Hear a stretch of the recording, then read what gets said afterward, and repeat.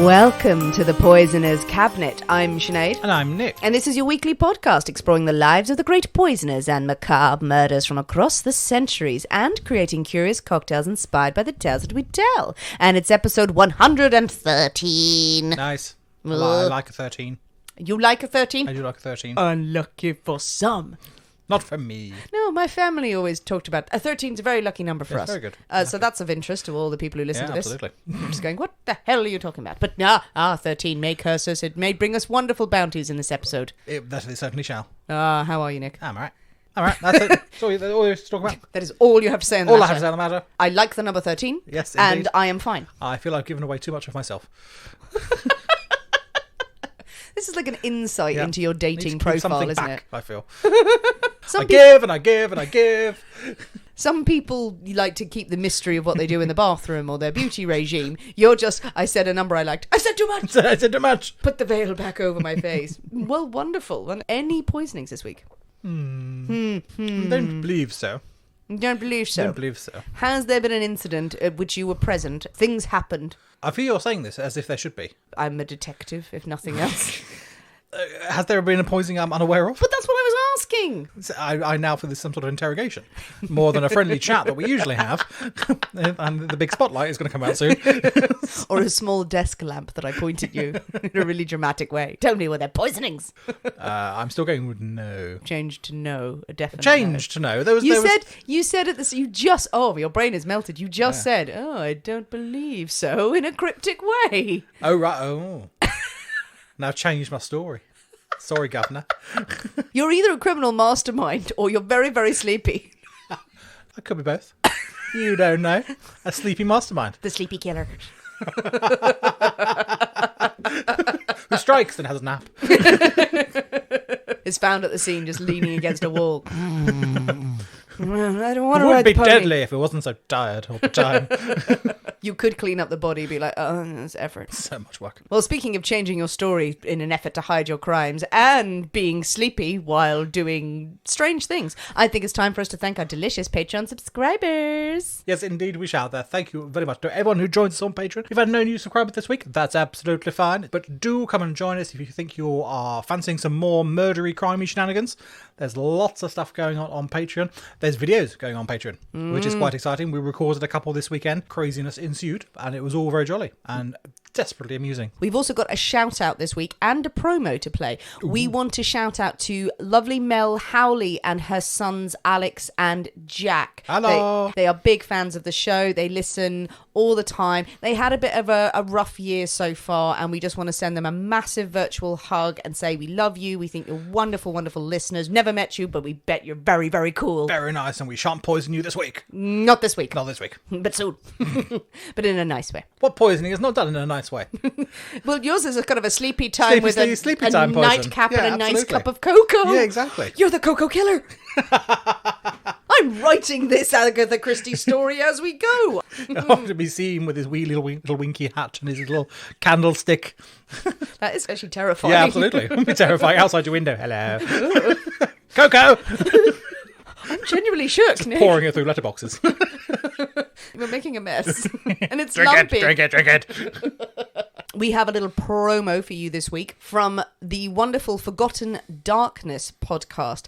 This podcast is a one-man band pouring through a great amount of detail of newspaper clippings, old stories to find the weird and the wonderful stories. So have a listen. A man in Brazil dies from severe burns, maybe from a UFO. In Washington, D.C., Jack the Slasher breaks into a house and barely steals anything, but dumps molasses all over a piano and cuts up curtains and sofas. I'm Andrew Gable, and on Forgotten Darkness, I'll look through old newspapers and other sources to find those lesser-known stories of yesteryear. I look mostly at true crime and unexplained phenomena. So if either of those topics sounds like your sort of thing, check us out. You can find the podcast at forgottendarkness.podbean.com or on most podcast apps.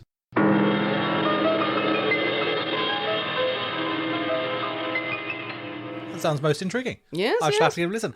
No, I'm terrible for a podcaster. I don't actually listen to podcasts, which is dreadful behaviour on my part. I listen to them and then make you listen to them, don't I? This one's really good. Listen to this. Well, Nick, are you ready? Yes, I believe so. to drink cocktails and talk about poison. Or We could drink poison and talk about cocktails. that may well be more preferable. What, the second one? The second one. The second one. You don't know what's coming. Oh no. Okay, well, we'll go with the first one. Let's go and go. Gonna drink some cocktails and talk about poison. Well, hooray, hooray, hooray. Well, we can't possibly have a story without a cocktail in hand. As you know, dear listeners, every week we choose a secret ingredient that is inspired by the tale that we tell, and it will flavour our cocktail of the week. So Nick's story this week and his pick is nutmeg. nutmeg, a spice from wherever nutmeg comes from. Nutmeg land. What? Nutmeg land. Nutmeg land. Oh, it's a wonderful place. It's a wonderful tiny island. It's a tiny island next to Lapland, I feel. And they just have all on the cocoa. Now, we've been talking about cocoa, we've talked about sleepy stuff. Nutmeg normally associated with the creamy, custardy sort of... You grate it over You do grate it a lot. over maybe a moussaka if you want to go save it. I have not made you a cocktail moussaka. Jesus Christ, one day there will be a cocktail moussaka. I could make a moussaka and put it in a glass. That's fine. It's got layers. You can see all the layers. It'd be very nice. We're going to surprise each other and go, the cocktail is wine. Here's a sandwich. But nutmeg. Okay, so Yeah. a lovely, fragrant spice that is grated. But people had thoughts on this. People did have thoughts. Did they not have the same thoughts I had?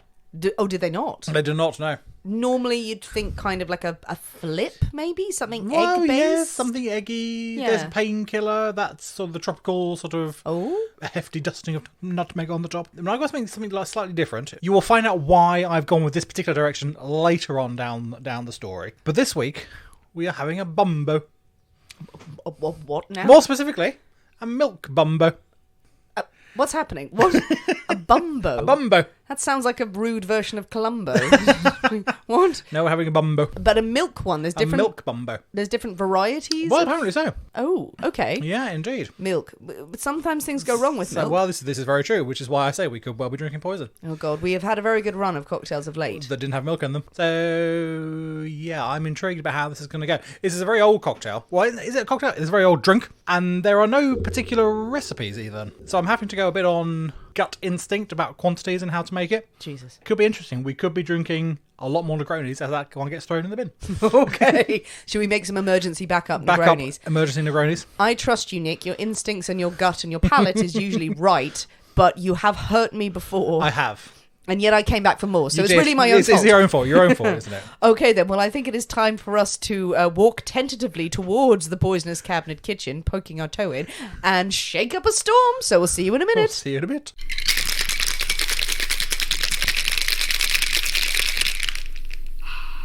And we're back! Hello. Well, Nick, the milk bumbo. The bamboo. Okay, I don't know what to think or feel about that name. So it does look milky and Milky. creamy and custardy. There's a lot of nutmeg on top of this. There's a hefty dusting, Jesus. shall we say. Oh, yeah, it could blind you, the scent Yeah. of that. Now, I love a bit of nutmeg, but usually it's meant to be like a kind of a whisper. Well, A whiff of and nutmeg. apparently this is a particular feature of the bumbo, that Okay. it is heavy on the nutmeg. Heavy on the nutmegs. Heavy on the nutmeg. Oh, my Now, I goodness. don't know if it requires a bit of a stir Oh, to get things going. okay. I'm inclined to give it a stir, because otherwise I think I might die on the first sip. Otherwise, it's just nutmeg. Yeah. Because it does.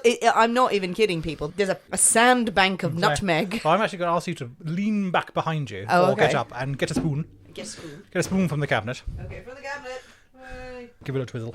Okay, so I'm gonna give it a twizzle. Yeah, because it does look. It looks like the fucking peaks of the Sahara right now. Okay. Oh, milky, unctuous. Okay. Don't say Stirring. unctuous in such a terrified way. Well, I don't normally mind that in a drink, but I'm worried because you were worried. Okay, there we go. Okay, I've stirred it all in. Right, yeah, I'm going to have to do the same. Nick, Give there me you a go. give me a spoon. Have the big spoon, big the spoon. spoon of justice. But it looks nice. It looks like an eggnog or a flip or something And as you tasty. can probably hear, there's ice in the glass as well. Lots of ice. You can hear from the clankling. Okay. All right, so time for us to dive in, Yeah, I let's give guess. it a go. Let's give it a All right, go. well, Merry Christmas. Merry Christmas. Literally, yeah.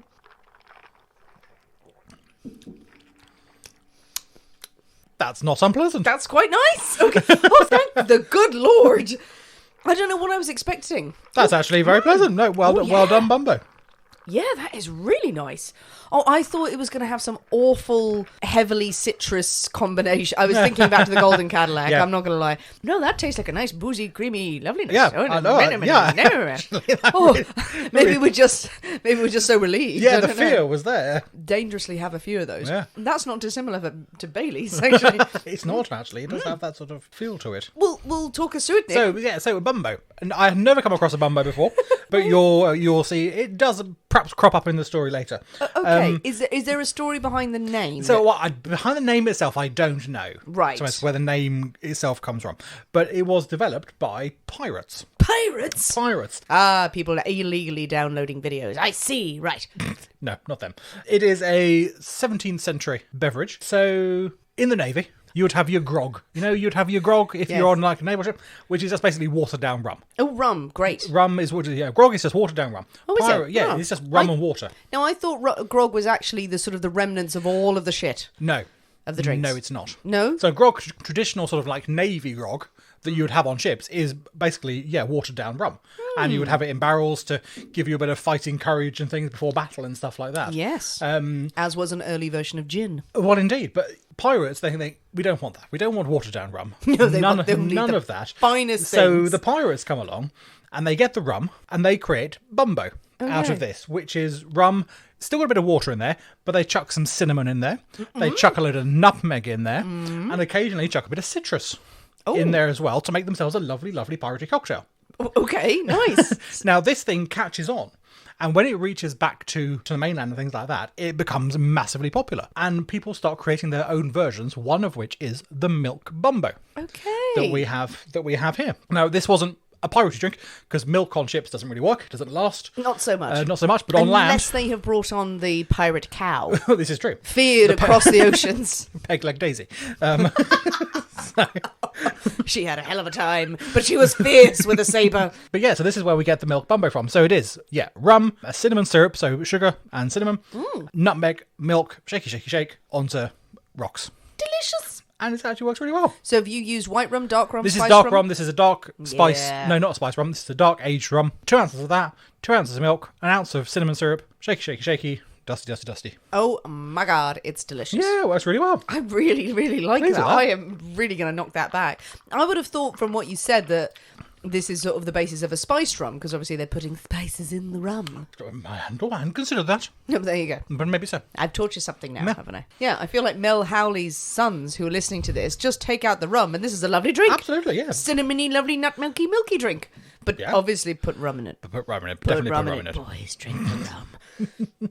I'm very pleased with the piratey ways. Yeah. I feel that the landlubbers have toned it down with the addition of milk. Yes, because indeed. For our delicate tummies. Well, I think it's also was because citrus wasn't particularly available in England and stuff like that. A lemon was a magical thing. Whereas if you're in the tropics, lemons and limes and that sort of stuff, it's like they're all over the place. But so they needed something else, so they decided on milk. How they decided on milk, I don't know. Well, milk was more readily But it was available. much more readily available in the fields of England, In than England. a lemon tree was. All those retired pirate cows had to do something. So they yeah. provided the milky goodness. I do love the fact that citrus was such a commodity back in England at different times. You had whole dinner parties based around a pineapple. That is delicious, Nick. I think the milk Bumbo is a success. It has surprised me. I don't want to say, but we need to have a bad cocktail soon because people are living for that moment. I really thought this would be it. We would go, bleh, but no. Doesn't sound like it'll work together, but it does, Yeah. people. A surprising success. Surprising success for the Bumbo. We have our Bumbos in hand. That Yeah. sounds weird. It does. It sounds peculiar. Should you put a Bumbo by hand? I don't know. One for the philosophers, perhaps. As we muse, that is it time for a story, It is Nick? most certainly the time for a story. Hooray! Now, are we going to Pirateville? We're not going to Pirateville. God damn it! We're not going to Pirateville.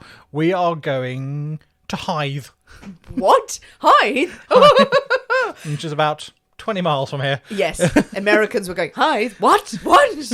Beautiful seaside town. Lovely, lovely place. A good friend of mine lives there. Well, there we go, indeed. So today we have the tale of John Lott, a wealthy farmer and butcher who lived on the outskirts of the indeed lovely seaside town of Hythe in Kent during the middle of the 18th century. Nice. Oh, way back to the Way 1700s. back when, so indeed. So I like my way back when stories. You So do. this was a good one. Buckle in for the history, people. Yeah, now John is doing well for himself, but he is still a single man. And he's getting on a little bit. I mean, he's like in his 30s. He's like, he's going to be dead soon. So, and as such, he's obviously incapable of looking after himself.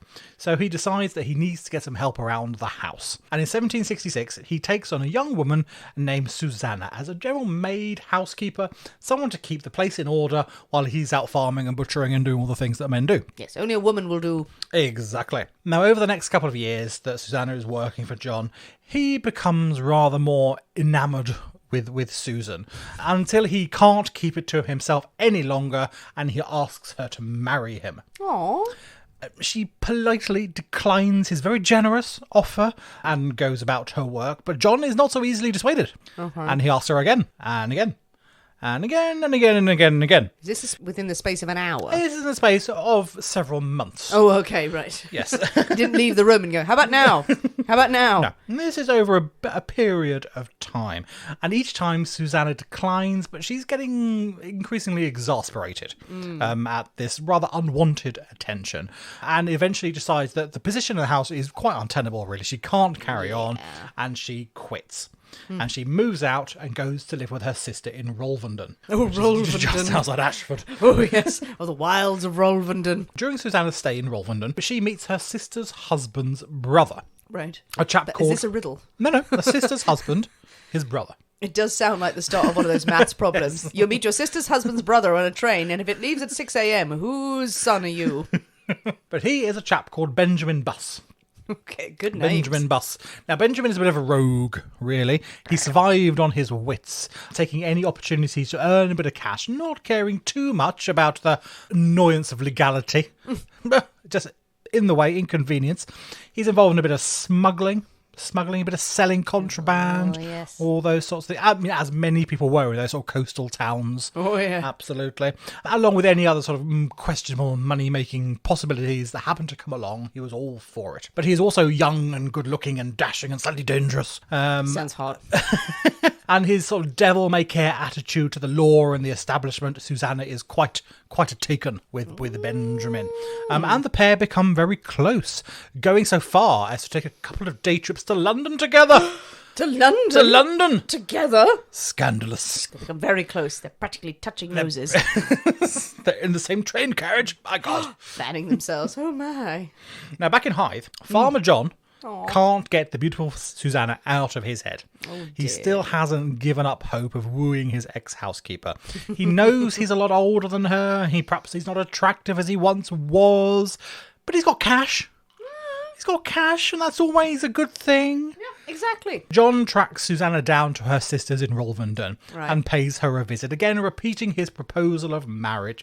Susannah, still much in the no camp, slams the door in his face. What were his proposal efforts there? Is he turning up? Okay, I know you've turned me down 15 times, but I still have a lot of money. Hey, look at this. It's a whole £5 note. Will that change your mind? Probably more money than she would have ever seen in her life, a £5 note at that time. Yeah, pretty much. Well, farmers aren't poor. Well, indeed. The practicality, isn't it? That I can provide a good life Yeah. for you, a stable life, a stable Absolutely. income. But no, she has dreams and sexy dreams. Sexy dreams about smugglers rogues. and scoundrels. Yeah. Who doesn't have sexy dreams about smugglers and scoundrels? I think probably John did as well. That he was like, I have no chance with them. I'm too old now at 33. But John is not put off by this rejection from Susannah. He should be. I mean, no, but she's just playing hard to get. Just playing hard to get, he thinks. And he returns again and again and again. The situation has actually become a bit of a joke in Rolvenden, really. It's a bit sad. Here is a comes little bit. John again. Everyone gets a bit of laugh at this sort of slightly delusional man. But then Benjamin Buss has a cunning plan. Oh no. Here is a great opportunity to make some cash. John Lott, he's getting on a bit. He's getting on a bit. He's not going to be around for much longer, surely. Surely Surely not. he'll be dead soon. And what's going to happen to all that money if he died with no one to inherit it? The pirate cows will be after. He tells his thoughts to Susannah. Any woman who did marry the old fool would have a very comfortable life and stood to inherit a small fortune when John dies, and then they would be set for life and could go on to do whatever they wanted. They would have a huge pile of cash underneath them. Benjamin goes on to say that he could give up his roguish lifestyle and they could be together. They could be together forever. Perhaps she should reconsider his proposal. Always a good sign if the bloke says, you do all the work and then I can give up being a total dick. That's all that it requires. Benjamin has Susannah wrapped around his little finger, really. And despite her initial objections, she soon agrees to go along with Benjamin's plan, as she will become Mrs. Lott. The next time Susannah opens the door to John Lott and he made his proposal, she shocked everyone by saying yes. Yes, she would marry him. Now, John is, of course, delighted by this and slightly amazed by this change of heart. Perseverance and stalking had won the day. It's what we need to take away from this. Absolutely. 157 no's, but 158 times means yes. Yes. And they'll give up eventually. I bet he just went, what, really? Fuck, okay. What do I do now? Jesus, I need new clothes. I need to learn how to have sex. On Monday, the 15th of August, 1768, the couple are married at Rolvenden Church. Lovely. Now, the wedding is a very quiet affair. It's attended by the couple, surprisingly, Susannah's sister and her husband Thomas, and the ever-present Benjamin Buss. Is he just like lurking in the background? Lurking in the background, absolutely. Very much sort of like the sister's husband's brother, sort of. No one important, he's just there. Like a bad usher. Yeah. After the ceremony, they all moved on to John's house in Hythe to continue the celebrations. And it appears, while at the reception in Hythe, Benjamin suddenly becomes very unwell. He becomes very poorly. Oh, no. Now, John is, of course, concerned for his guest, and he insisted that he go upstairs and lie down until he feels better. And Susannah convinced her husband that she shouldn't leave Benjamin alone while he's poorly, and she spends most of the rest of the afternoon and the evening upstairs with Benjamin, rather than with her new husband. What? Oh, no. Comforting, mopping his brow. No. He's poorly. Oh, it's his wedding night. And he's downstairs. Entertaining his bride's sister and her husband. Who are sitting there all just like having one glass of sherry while the rafters are rattling. There's no evidence of shenanigans. No evidence, yeah. That just the ceiling is falling in. Oh, he must be having the convulsions. Oh, poor John. Oh, no. She is also a total bitch, but also got to admire the opportunist in her there. He's up there. I'm going to get on that now. We don't know if any such things occurred. She could be there looking after this poorly man. We don't know what happened in the room. Looking after his penis. The next day, Thomas Buss and his wife, Susannah's sister, leaves and return to Rolvenden. Benjamin is still ailing, of course, can't possibly travel at this time, so he decides that he should probably stay in Hythe and rest until he is fully recovered. Okay. That afternoon, while Benjamin and Susannah were alone, he complained that it's all taking far too long. Why wasn't he dead? What? Why wasn't he dead yet? It's been an afternoon. It's been like 24 hours. What's going on? Why hasn't she inherited the lot? He's very, very impatient. Now, yeah, Susannah has been married less than 48 hours at this point and tried to explain that her new husband might last a little bit longer than that, potentially a little bit longer than a couple of days, and he has to have patience. The plan will come to fruition, but he must have patience. Benjamin wouldn't have any of it. He is not prepared to wait, and he pressed a paper packet into her hand, explaining that it was a little something he had gotten from a rather naive assistant at the apothecary shop. Whoa. He insisted that she get the contents of the package into her new husband as soon as possible. Okay. That's a weird description as well. Yeah, indeed. He has to be out of the picture by dinner time. He cannot wait any longer than dinner time. He's awful. But I suppose he's a smuggler, so he's used to he's used to quick games. Yeah, exactly. He's not used to the long game. Get in and get out. Yeah. No foreplay. When murder is concerned. I mean, thankfully, Susan has somewhat more sense, and she actually throws the mystery packet away. Yeah. What she reasons as such an obvious and speedy death would certainly raise suspicions. Benjamin has to calm down and wait for the right time. Now at dinner, John is very much alive, thankfully. And Benjamin has also recovered enough to join them downstairs. After they had eaten, John suggested to his new bride that they would take a ride out together. Aww. Get some fresh air, talk, all those lovely things. It's all been a bit of a whirlwind, really, so let's just spend some time together. Oh, I love John. He's a romantic. Yeah. John and Susan set off on their horses. Benjamin follows behind on his horse. I also love the gestures that Nick is doing It's right excellent. now. That's my horsey gesture. The special horsey gesture. Yeah, indeed. I really, really hope that John and Susan were riding on the beautiful stallions, or the Shire horses that he had to work the land, and Benjamin's on a donkey behind. A bad donkey, a pygmy donkey, and he's just basically, his feet are trailing the ground. He's like, come on, come on, come on. Now, if John is annoyed by Benjamin's continued presence, he doesn't appear to show it. He doesn't let on. And the three of them ride across John's land, stopping at the Shepherd and Crook pub in Burmarsh, where they call for a lovely pint of milk Bumbo. No! Yay! Oh, I did not see you working that in. Oh, bloody hell. A milk Bumbo. Oh, well, that will heighten your spirits. No, absolutely. That's lovely. And now while John attends to the horses outside, the two secret lovers drank about half of their lovely Bumbo cocktail, leaving the rest for John. When he eventually returns from his duties, he polishes off the rest of the drink. It's hard work tending those horses. He had a bit of a sweat going, polished off the rest of the drink, remarking that it had a very hot taste to it. What? And he had noticed something floating about in the bottom of the mug that wasn't quite right. Oh, no. Now, the landlady of the pub, she was very proud of her Bumbo.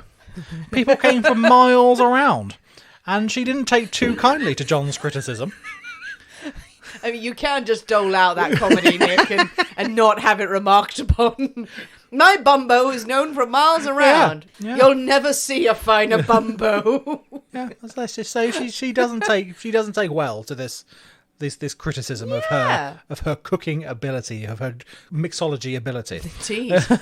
And after the group leaves, she and her daughter taste what's left in the bottom of the glass. They think, well, something's gone wrong there, and they agree something's very odd. Indeed. But the big batch that she had made up is perfectly delicious. It's absolutely lovely.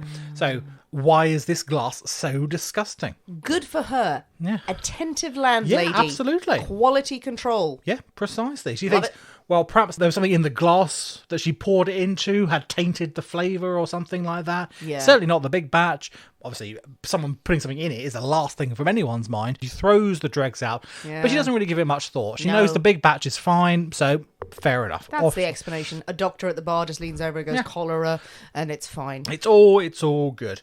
Now, this sort of unlikely trio continue their ride. When Benjamin and Susannah hold back for a moment, he tells her that he had put poison in half of the drink that John had taken. No. Now, Susannah is fuming at this really reckless behaviour, but she can't say too much because John is just there.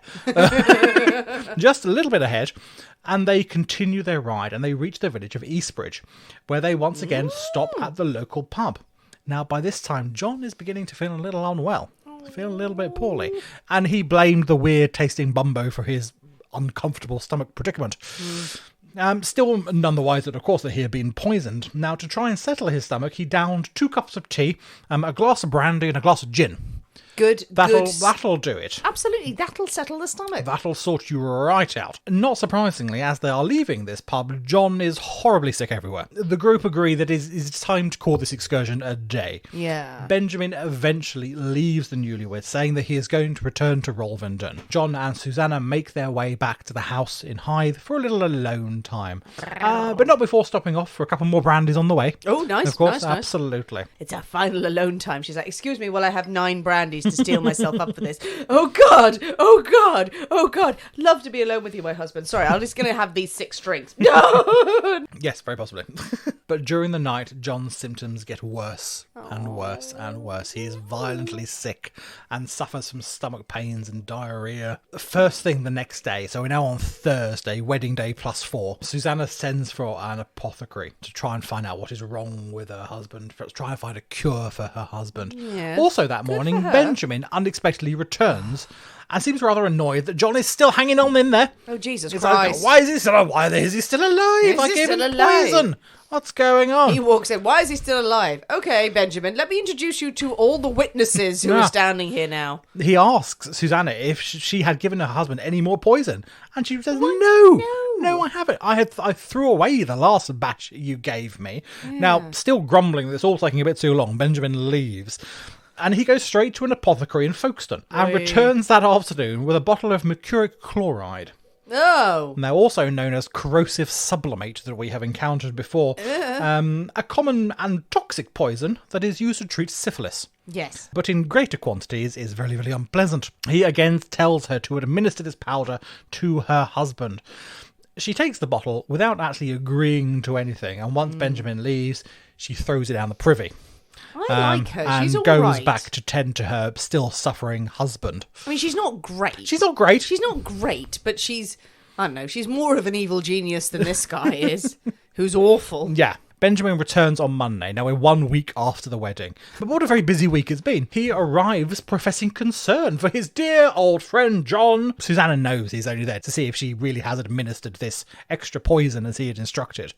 When he learns that the second batch of the poison had also been thrown away, he is furious and storms off, and he's not seen again until the following Friday, so almost like 4 days without a visit from Benjamin. By the time he does return, John is in a really, really bad way. He has not got any better over the intervening days, and it doesn't seem like he's going to last much longer. Benjamin stays the night at the house in Hythe, comforting the widow-to-be. Obviously. By the morning, John Lott is dead.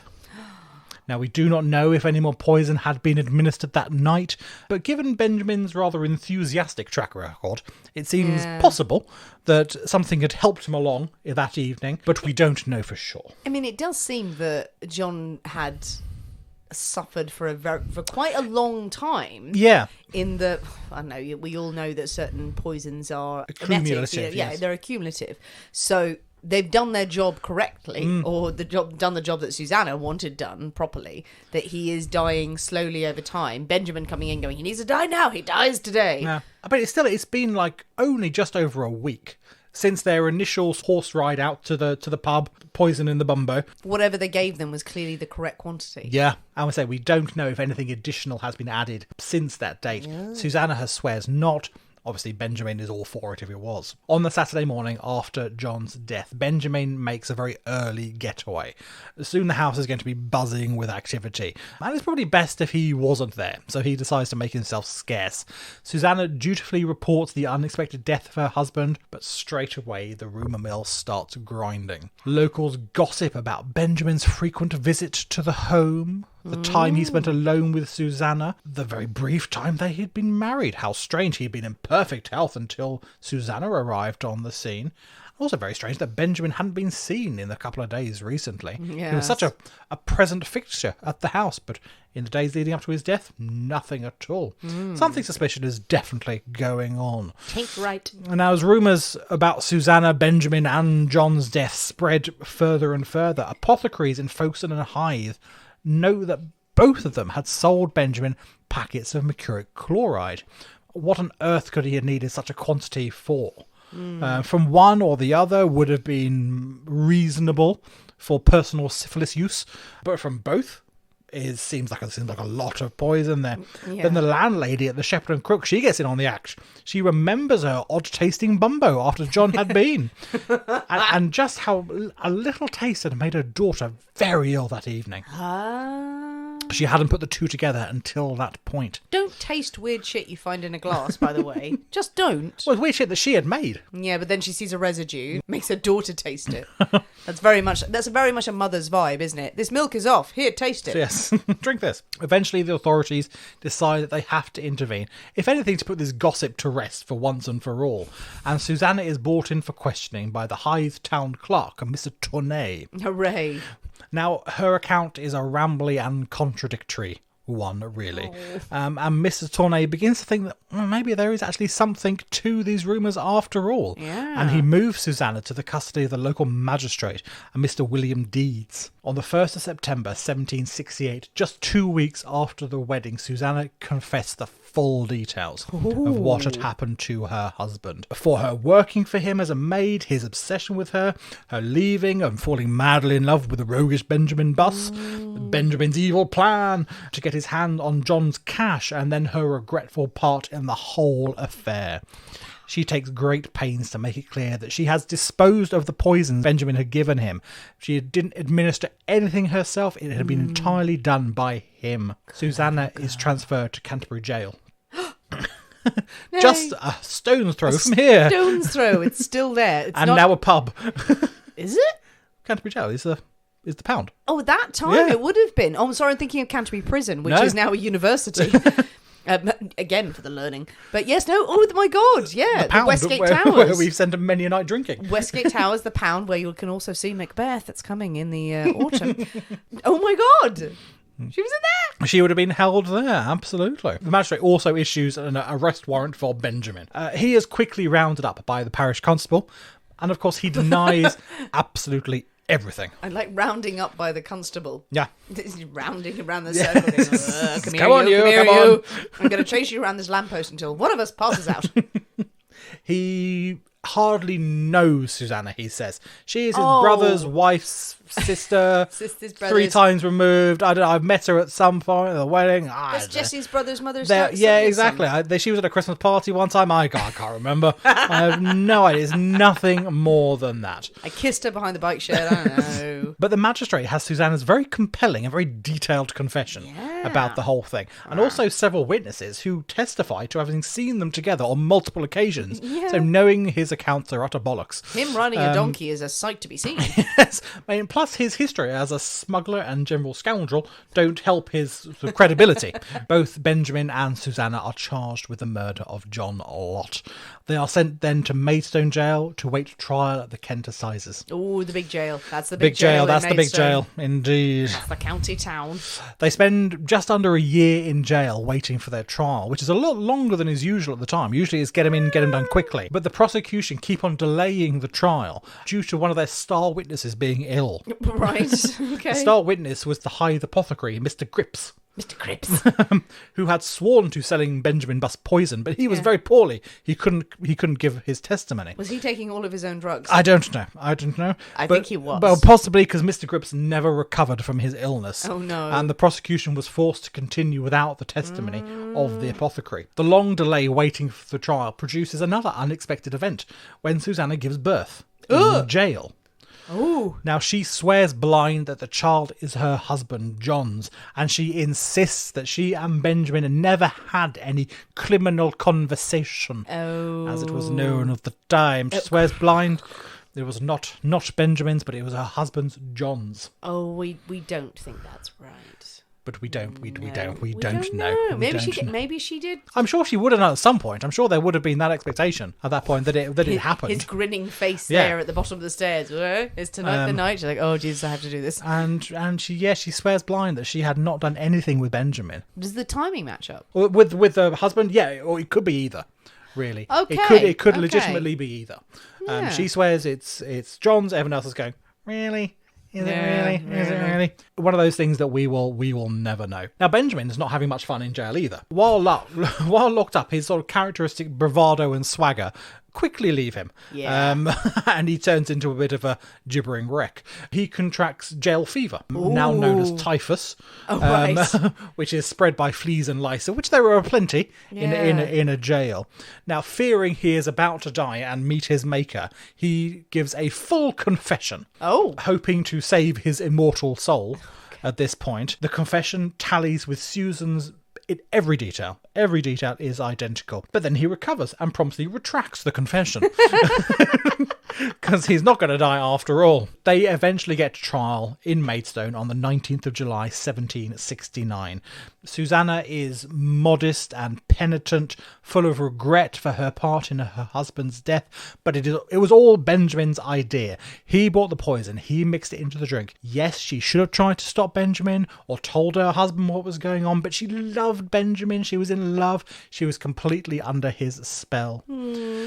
During the proceedings, the defence arranged for Susannah's baby to be brought in on a regular basis to allow her to breastfeed the child. Oh, how clever. Which was very out of the ordinary, and it was obviously an attempt to make people feel sympathy for this young woman, this young mother, and her innocent child.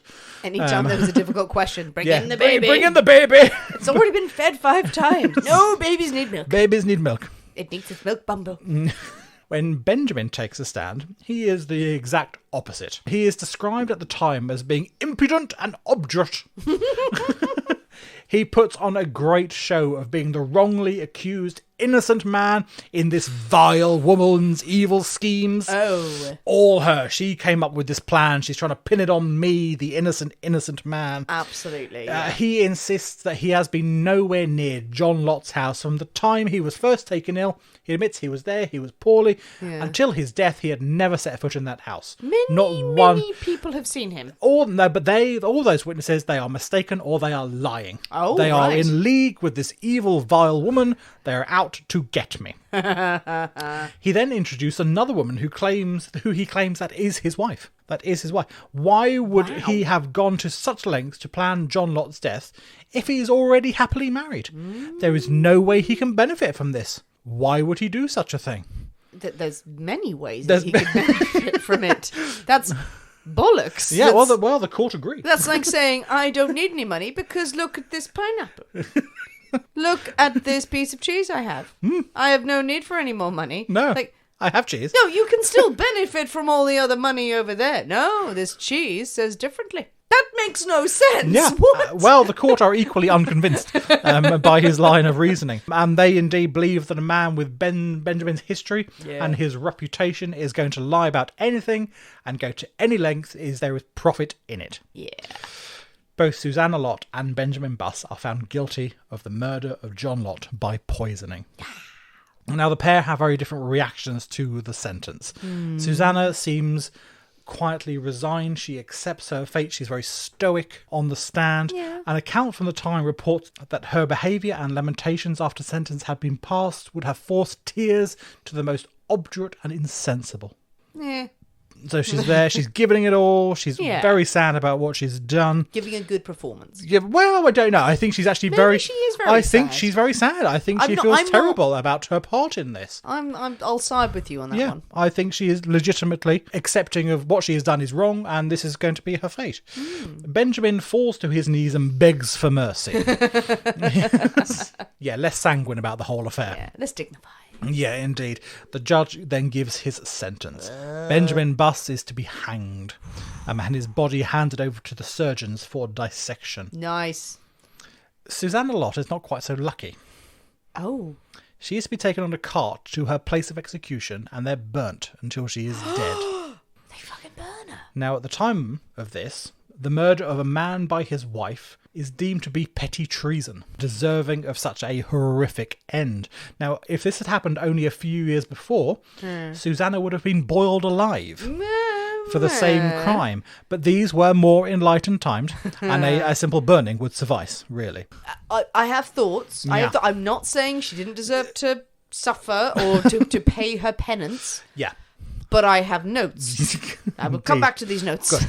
Just 2 days later, Friday the 21st of July, 1769. Summer. The pair are taken to Pennenden Heath for execution. Where's Pennenden Heath? It's not far from Ashford. It's between Ashford and Maidstone. I think it's now a housing estate.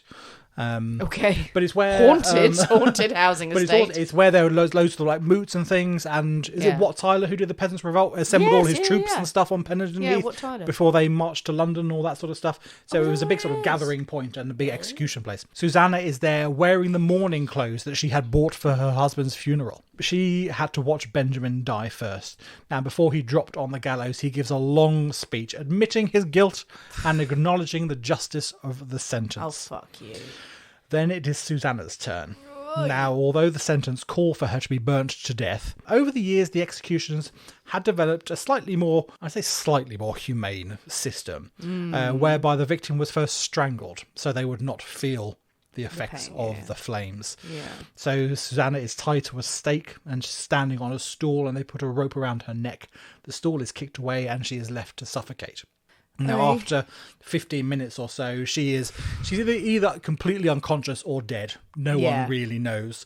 But they start to build the fire around her. And once it is lit, the flames are so fierce that she is soon reduced to ash. But she doesn't, if she was alive, she doesn't regain consciousness through any of this.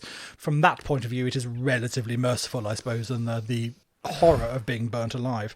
Yeah. Strangled or burned alive, which would you rather? I think I know which one. I think I'd be okay with it. Yeah, that's fine. Bring it on. Yeah. Now, before her execution, Susannah Lott was unknown outside the few square miles around her home. But now Susannah Lott is known as the last woman to be burnt at the stake in England. Oh, really? There we go. It's a poisony story for you. Da, da, da. There we go. Poison and burning at the stake in one delicious in Kent, concoction just in near here. Kent. That is a great story, Nick. Absolutely brilliant. A cocktail of curiosity we had there. Kent, burning at the stake, poisoning. It sounds weird when we say these as good things, but yes. Oh, that is a great story. I was very pleased when I see that because it's so it's in a book that I love the way you were gesturing. It's in a book. It's in a book that I've got, but I'd never heard of any of that before. No. All my research that the past 2.5 years of doing this, I'd never come across that story before until it was on like a couple of chapters in a little book. And I thought this is a story that needs to be told. Yeah. Oh my god. More people should know about this. So I'm thinking Susannah now. She's not high on the bastardometer. No, she's not. She is absolutely. She's guilty. She's naive, incredibly naive. I don't know if she's naive.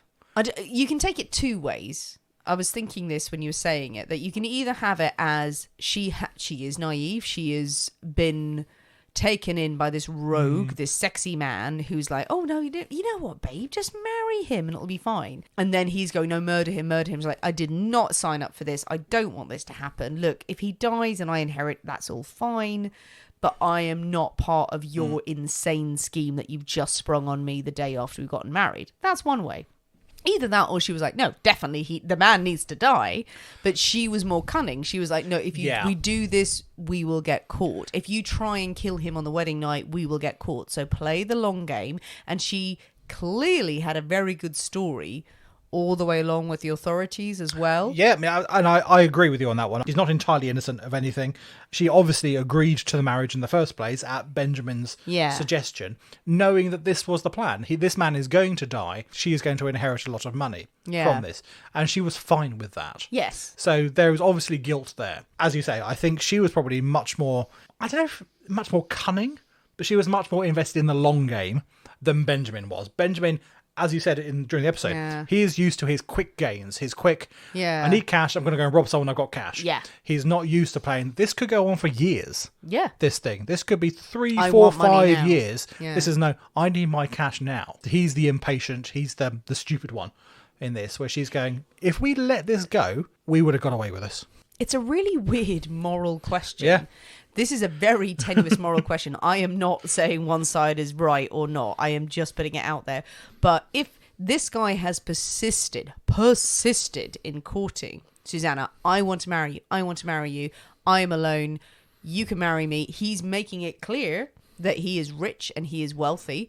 So if she marries him and doesn't have a great deal of love for him, going, okay, you know what, fair enough, I'll marry you and I'll be your companion, and yes, I'll inherit. He has made that very clear from the start. Yeah. That does not justify murder. Well, exactly. I think that's absolutely fine. If she wants is that what she was thinking? And then this guy on the side is going, come on, murder him. And she was probably trying to put him off, going, you know what, no, leave the old guy alone, because I don't necessarily want to kill him. He's 33. He'll die within a year. It's weird. Or she could have absolutely been going, I will have a cunning plan to kill him in time. And she has conveniently gone, the man is the root of all of the problems here. And he has a bad reputation. He has a bad history. So I can blame him. So, yeah, well, indeed, it's a thinker. We don't know. We just don't know. Especially because the stories are this old. There are so few. There are so few records. Everything that we know from this is based on her confession. Yeah. So there are no police reports or no forensics or anything like that. So it's all based on her point of view. He was going to be hanged. She's going to be burnt at the stake. Or maybe at the time she's like, is it boiling? Is it burning? She's got it far worse off than he has, and he is raving and crying, going, no, please don't hang me and break my neck instantly if you have the long job. Yeah, the disparity between, as a man who committed various crimes to his life, hang him quickly, the woman, burn her so women won't ever cross us again. Well, at least she was strangled. Well, I mean, That's not a good sentence to say. No, absolutely. I mean, it is, I say, small mercies, I suppose, that they had developed this. Slightly more humane way of dealing with it. I mean, God, I couldn't think of anything worse than that. No. God, choose one or the other. Jesus. Poor John. But yeah, John, a lonely man in Hythe, looking for someone to love. Little bit stalky. Didn't take no for an answer. Yeah. Should have. Well, we say that now with modern sensibilities. Well, he obviously died and was poisoned, so he should have. If history has taught us nothing, and if this podcast has taught us nothing, is that people, if you ever go back in time and you're trying to pursue someone, don't pursue them too much, because you could end up fucking dead from poison. Not sure he deserved that. Morally, you shouldn't do it, but also, if you need another bit of motivation, don't, because someone might kill you. Two valid points. Hammer it home anymore. What a great story. Well, what do you think, people? This is an interesting one. This is a good debatey over your milky bumbo kind of conversation. Do we think Susannah was as guilty as they come, or do you think she was a victim of circumstance? Do you think that John knew what he was getting into? Was he making too many promises? What do we think of Benjamin? Was he the criminal mastermind behind this, or was he just an idiot? I'm siding with that one. I'm going with that one. The terrible fate that met Susannah compared to the fate that met Benjamin. Oh, it's a good story. So tell us what you think. Jump on the comments of any of the social media channels that you follow where this episode is posted. Send us messages. Tell your friends. Discuss it over a dinner party. But if you're having a dinner party, very, very important, make sure you serve a milk bumbo. Absolutely. I was fully prepared for this one to be dreadful. Aye. To be sit there and go, oh my God, that's horrible, throw it in the bin, make something else. It's actually really good. I kind of want another one. Yeah, absolutely. I can see myself making that. Sorry that you're going to say something else. No. That's it. That's it. I can see myself making it. And you should make one too. Very easy to make and a really nice treat for anyone who likes a slightly creamier drink, a little bit sweeter, but it's not overly sweet. It's a really nice twist on any of your creamy drinks that you're used to. Mix one up. The recipe will be out tonight on social media. And remember to come and join us on Patreon if you haven't already for more episodes every single week. Thanks for listening, guys. We have been the people inside the Poisoner's Cabinet. We will see you next week. And remember, your loved ones are trying to kill you. Bye.